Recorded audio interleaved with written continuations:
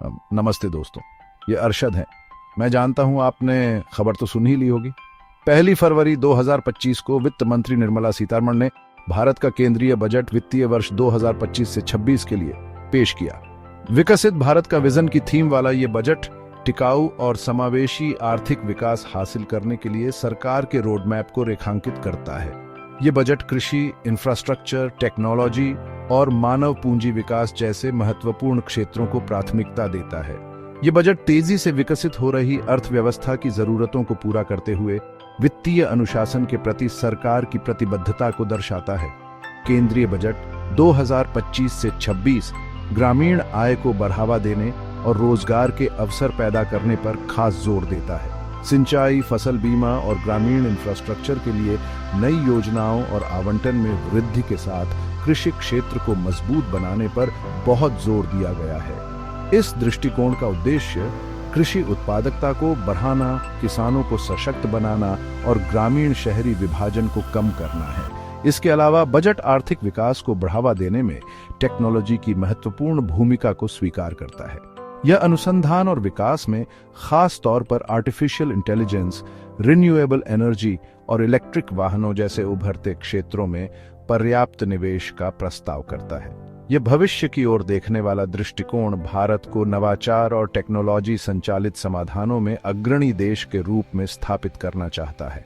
अंत में केंद्रीय बजट 2025 से 26 भारत के आर्थिक भविष्य के लिए एक व्यापक दृष्टिकोण प्रस्तुत करता है। प्रमुख विकास कारकों पर ध्यान केंद्रित करके, समावेशिता को बढ़ावा देकर और वित्तीय समझदारी बनाए रखकर यह बजट एक मजबूत और अधिक समृद्ध भारत की नींव रखता है। यह व्यवसायों को बढ़ावा देने, नागरिकों को समृद्ध बनाने और भारत को उसकी वास्तविक आर्थिक क्षमता हासिल करने के लिए एक अनुकूल वातावरण बनाने के लिए सरकार की प्रतिबद्धता को दर्शाता है। केंद्रीय बजट 2025 से 26 कृषि को भारतीय अर्थव्यवस्था की रीढ़ की हड्डी के रूप में मान्यता देता है और समग्र विकास को आगे बढ़ाने में इसकी महत्वपूर्ण भूमिका पर जोर देता है। किसानों को सशक्त बनाने और कृषि उत्पादकता को बढ़ावा देने के लिए बजट कृषि क्षेत्र में विभिन्न योजनाओं और पहलों के लिए अपने संसाधनों का एक महत्वपूर्ण हिस्सा आवंटित करता है। बजट में घोषित प्रमुख कार्यक्रमों में से एक है पीएम धन धान्य कृषि योजना। इस महत्वाकांक्षी योजना का उद्देश्य 100 कम उपज वाले जिलों को उच्च उत्पादकता वाले कृषि केंद्रों में बदलना है। यह किसानों को बेहतर बीज, आधुनिक कृषि तकनीक, कुशल सिंचाई सुविधाओं और मजबूत बाजार लिंकेज तक पहुंच प्रदान करने पर केंद्रित है। इसके अलावा सरकार ने दालों में आत्मनिर्भरता के लिए मिशन शुरू किया है। 6 साल की इस परियोजना का उद्देश्य दालों के घरेलू उत्पादन को बढ़ाना, आयात पर भारत की निर्भरता को कम करना और खाद्य सुरक्षा सुनिश्चित करना है। बजट में फसल जर्म प्लाज्म के लिए एक जीन बैंक स्थापित करने का भी प्रस्ताव है, जो कृषि में भारत की समृद्ध जैव विविधता के संरक्षण और उपयोग में महत्वपूर्ण भूमिका निभाएगा। इसके अलावा किसान क्रेडिट कार्ड केसीसी योजना को निधि में वृद्धि के साथ बढ़ावा मिलता है, जिससे 7.7 करोड़ किसानों को समय पर और सस्ते कर्ज तक पहुंच मिल सकेगी। ग्रामीण इंफ्रास्ट्रक्चर के महत्व को पहचानते हुए बजट में सिंचाई परियोजनाओं, कोल्ड स्टोरेज सुविधाओं और ग्रामीण सड़कों के लिए 15% अधिक धनराशि आवंटित की गई है, जिससे कृषि उपज के कुशल भंडारण और परिवहन को सुनिश्चित किया जा सके। केंद्रीय बजट 2025 से 26 टेक्नोलॉजी इंफ्रास्ट्रक्चर विकास के महत्व को रेखांकित करता है और आर्थिक विकास और राष्ट्रीय प्रगति के प्रमुख चालकों के रूप में टिकाऊ प्रथाओं को अपनाता है। यह नवाचार को बढ़ावा देने, कनेक्टिविटी बढ़ाने और पर्यावरणीय स्थिरता को बढ़ावा देने के लिए पर्याप्त धनराशि आवंटित करता है और विभिन्न पहल शुरू करता है। तकनीकी प्रगति को बढ़ावा देने में अनुसंधान और विकास की महत्वपूर्ण भूमिका को स्वीकार करते हुए बजट निजी क्षेत्र के अनुसंधान एवं विकास के लिए 20,000 करोड़ रुपए आवंटित करता है। इस महत्वपूर्ण निवेश का उद्देश्य नवाचार को प्रोत्साहित करना और व्यवसायियों के लिए अत्याधुनिक तकनीकों को विकसित करने के लिए एक अनुकूल वातावरण बनाना है। इसके अलावा बजट में प्रमुख संस्थानों के लिए 10,000 पीएम रिसर्च फेलोशिप की घोषणा की गई है, जो शोधकर्ताओं और वैज्ञानिकों की एक नई पीढ़ी का पोषण करेगी।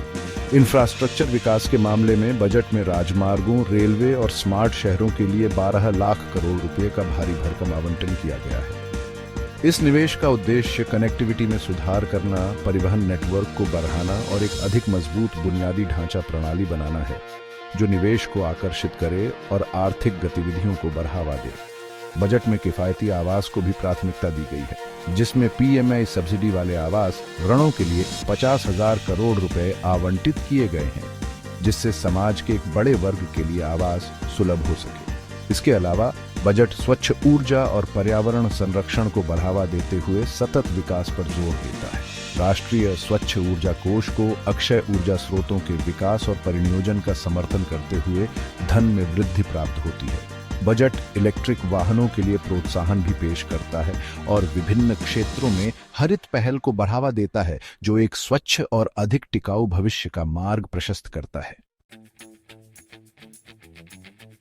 केंद्रीय बजट 2025 से 26 सभी नागरिकों के लिए सामाजिक समावेशिता और न्याय संगत विकास सुनिश्चित करते हुए वित्तीय समझदारी के प्रति सरकार की प्रतिबद्धता को दर्शाता है।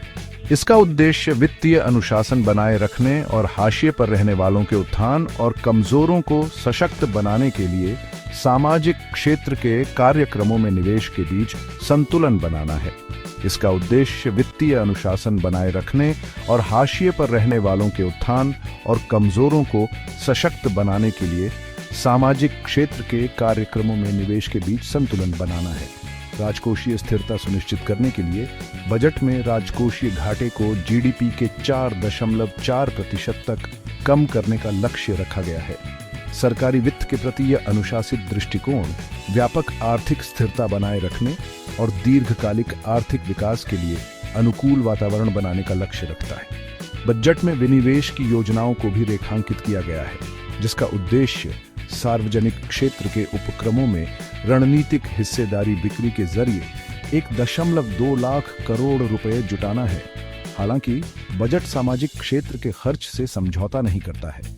यह स्वास्थ्य के बुनियादी ढांचे के लिए 80,000 करोड़ रुपए का महत्वपूर्ण आवंटन करता है, जिसमें नए एम्स अस्पतालों और प्राथमिक स्वास्थ्य केंद्रों की स्थापना शामिल है। बजट में आयुष्मान भारत योजना के तहत 70 वर्ष और उससे ज्यादा उम्र के वरिष्ठ नागरिकों के लिए मुफ्त स्वास्थ्य सेवा की भी शुरुआत की गई है, जो बुजुर्गों के लिए गुणवत्तापूर्ण स्वास्थ्य सेवा सुनिश्चित करता है।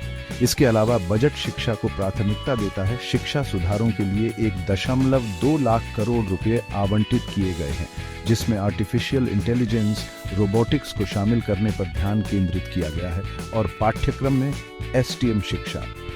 बजट महिला सशक्तिकरण पहल को भी मजबूत करता है। पीएम मातृ वंदना योजना के लिए धन में वृद्धि और महिला उद्यमियों के लिए माइक्रोलोन प्रदान करना, महिलाओं को सशक्त बनाना और लैंगिक समानता को बढ़ावा देना।